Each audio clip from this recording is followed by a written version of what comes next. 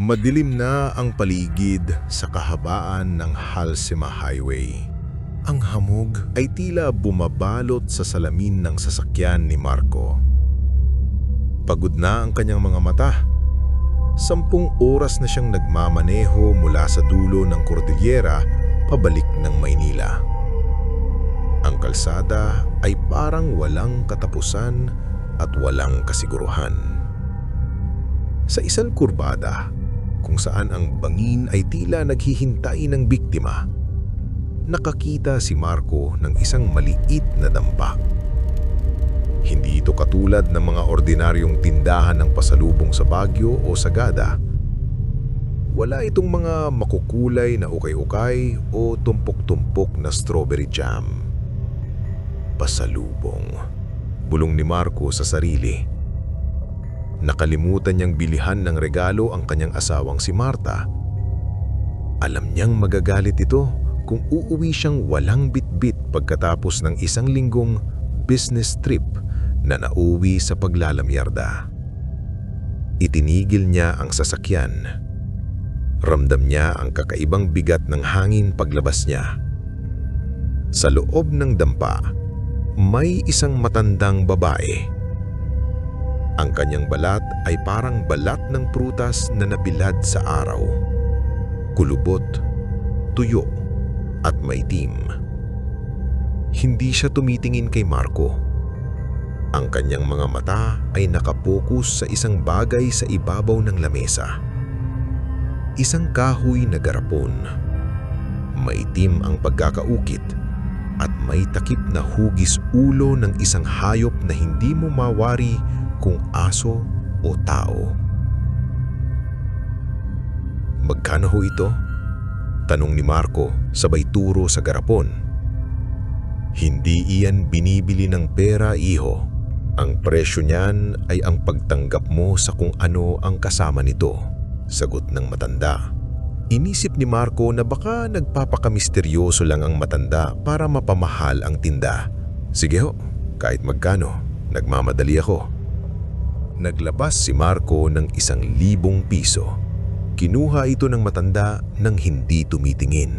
Inabot niya ang garapon kay Marco. Malamig ito. Sobrang lamig na tila ba galing ito sa loob ng isang freezer kahit na nasa labas lang ito. Tandaan mo, huwag mong lilingunin ang anumang maririnig mo sa likod. Kapag naipasok mo na iyan sa iyong tahanan, hindi na ito aalis. Babala ng matanda habang pabalik si Marco sa sasakyan. Habang bumabagtas sa patag na kalsada ng Nueva Ecija, nagsimulang makaramdam si Marco ng antok. Ngunit may isang bagay na gumigising sa kanyang diwa, ang rear view mirror ng kanyang sasakyan.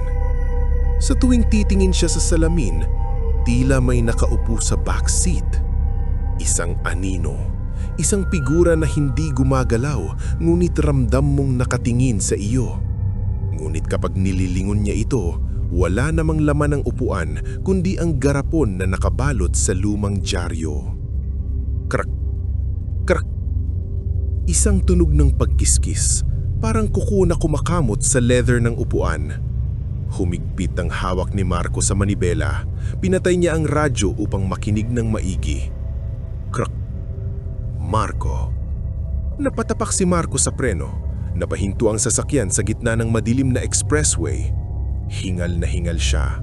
Lumingon siya sa likod. Wala kundi ang garapon. Ngulit nang ibalik niya ang tingin sa harapan, nakita niya ang isang figura sa labas ng kanyang bintana. Isang matangkad na nilalang, maitim, may mga braso na abot hanggang tuhod.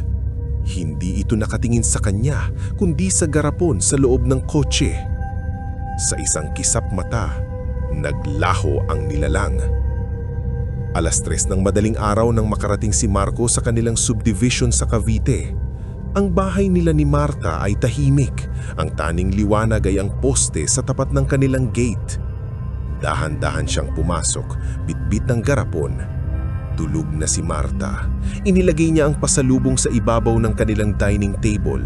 Ang garapon ay tila naglalabas ng isang masangsang na amoy. Ano iyan, Marco? Napatalon si Marco sa gulat.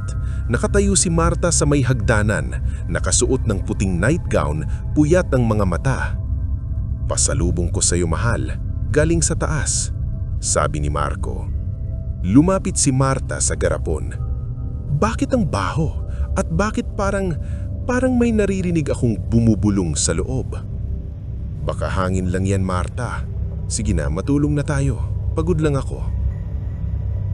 Kinabukasan, naging iba ang kilos ni Marta.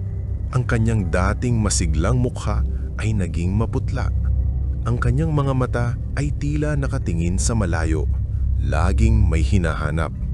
"Marco," tawag ni Marta habang nagluluto ng almusal. "Sino ba yung binilihan mo ng garapon na yun?" "Bakit? Kasi kagabi pa may sumusunod sa akin.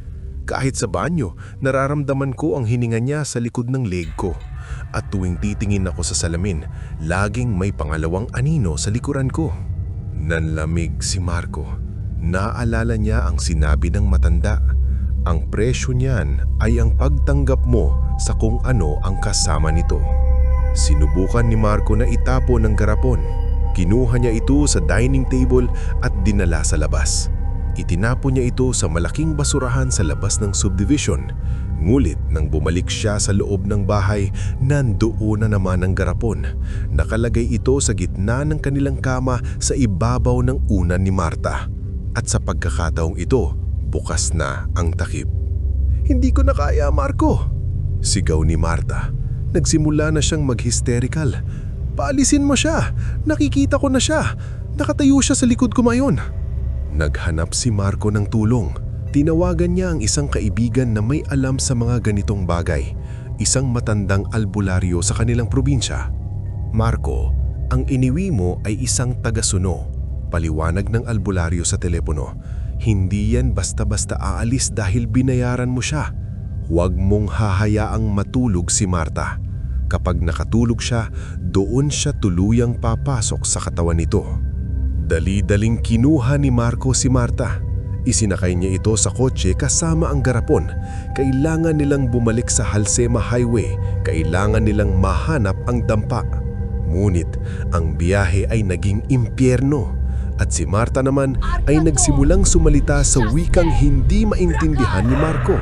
Isang matandang dialekto na parang galing sa ilalim ng lupa. "Patayin! Patayin mo ko, Marco!" bulong ni Marta habang ang kanyang mga kamay ay dahan-dahang sumasakal sa kanyang sariling leeg. Bumukas ang pinto ng kotse kahit nakalak ito. Isang malamig na kamay ang humila kay Marco palabas. Itinapon siya sa putikan. Sa harap niya, lumitaw ang dampa. Ang matandang babae ay nandoon, nakaupo sa gitna ng kalsada, hawak ang lampara. "Ibinabalik ko na ito," sigaw ni Marco sabay hagis ng garapon sa paanan ng matanda. Tumawa ang matanda. "Tumingin ka sa iyong asawa." Lumingon si Marco sa kotse.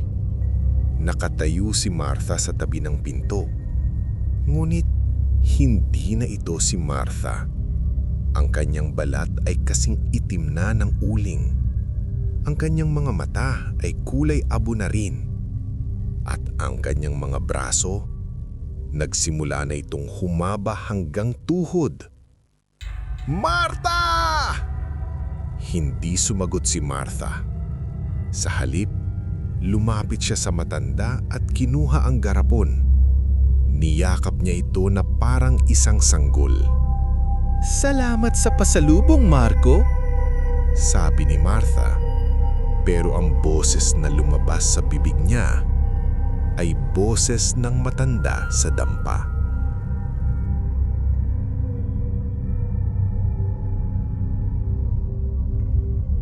Nagising si Marco sa loob ng kanyang sasakyan. Umaga na. Nasa gilid siya ng kalsada sa may bandang Tarlac. Lumingon siya sa tabi niya. Nandun si Martha, mahimbing na natutulog. Mukhang ayos naman ito at normal ang paghinga. Wala na rin ang garapon sa backseat. Nakahinga ng maluwag si Marco. Siguro nga ay pagod lang siya. Ipinagpatuloy niya ang pagmamaneho hanggang sa makauwi sila. Naging normal ang takbo ng buhay sa sumunod na ilang araw. Si Martha ay bumalik sa dati, masigla, maalaga at masayahin.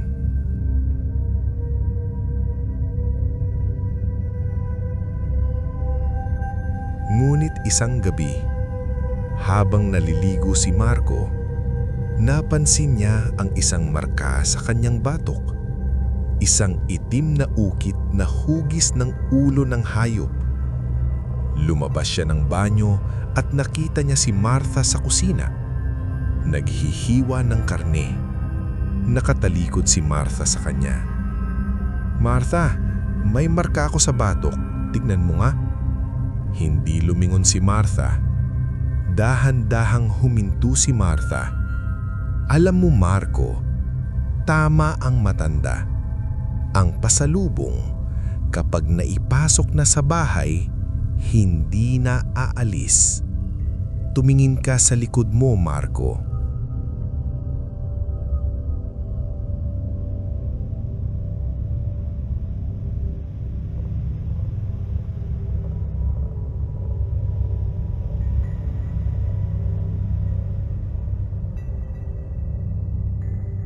May mga kwento ba kayo ng kababalaghan?